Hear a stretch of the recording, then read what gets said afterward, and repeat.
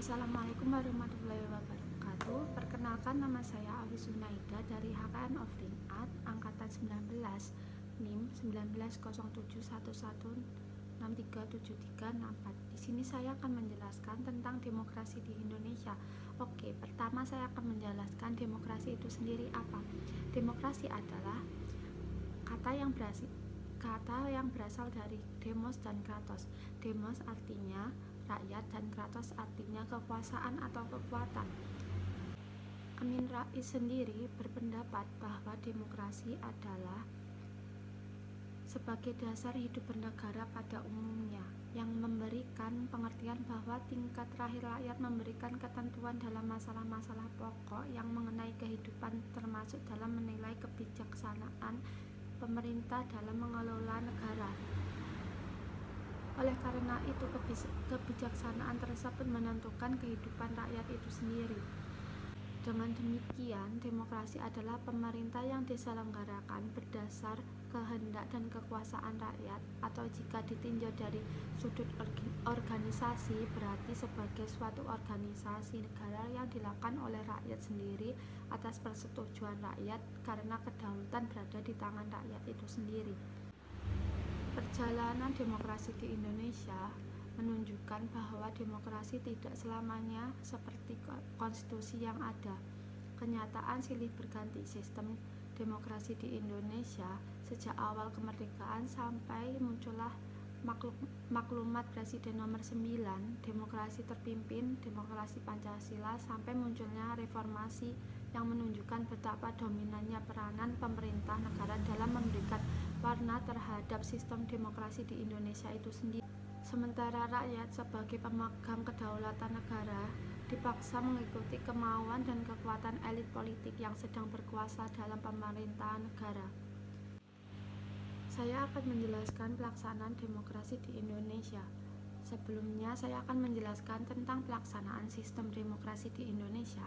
Kita mesti tahu dan memahami konsep Indonesia sebagai negara demokrasi yang tercatat pada UUD 1945 pasal 1 ayat 2 yang berbunyi, kedaulatan negara berada di tangan rakyat dan dilaksanakan menurut Undang-Undang Dasar.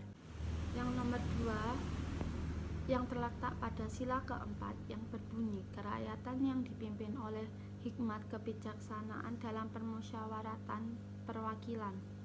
Demokrasi liberal yang ada pada tahun 1950 sampai 1959. Demokrasi liberal atau demokrasi parlementer berlangsung selama 9 tahun, yaitu 1950 sampai 1959.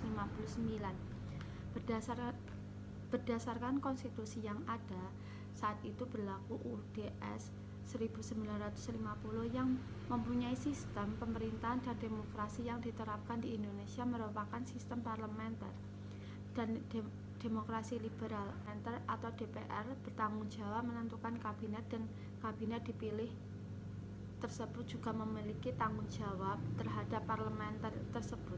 Dalam sistem ini, kepala pemerintahan adalah Perdana Menteri dan Presiden hanya berfungsi sebagai kepala negara saja. Lalu saya akan menjelaskan demokrasi terpimpin 1959 sampai 1966.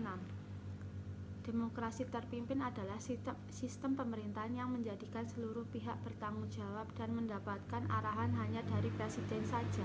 Demokrasi Pancasila 1966 sampai sekarang. Demokrasi Pancasila adalah sistem demokrasi yang berlandaskan kelima azas atau butir yang terdapat pada Pancasila. Dengan begitu, demokrasi Pancasila menempatkan kelima sila tersebut sebagai cita-cita dan tujuan dari negara Indonesia. Saya akan menjelaskan prinsip-prinsip demokrasi.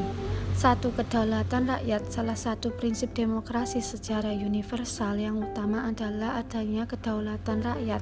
Hal ini sesuai dengan definisi demokrasi, yakni pemerintahan dari rakyat, oleh rakyat, dan untuk rakyat. Nomor 2, pemerintah berdasarkan persetujuan dari yang diperintah.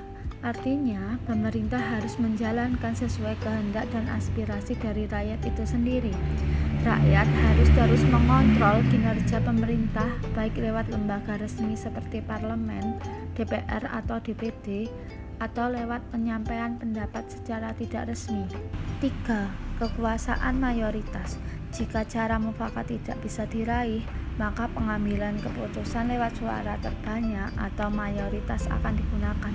Cara pemungutan suara juga digunakan untuk pemilihan kepala negara atau kepala daerah. Nomor 4 adalah pemilihan yang bebas, adil, dan jujur. Artinya adanya pemilihan yang bebas, adil, dan jujur dalam menjalankan pemilu baik pilpres, pilkada, atau pileg dilaksanakan asas luber judil atau langsung, umum, bebas, rahasia, dan jujur. Nomor 5, hak-hak minoritas. Meski mayoritas memiliki kekuasaan yang lebih, namun pada prinsip hak-hak minoritas juga harus tetap dijaga, dihormati, dan dilindungi. Sekian dan terima kasih. Wassalamualaikum warahmatullahi wabarakatuh.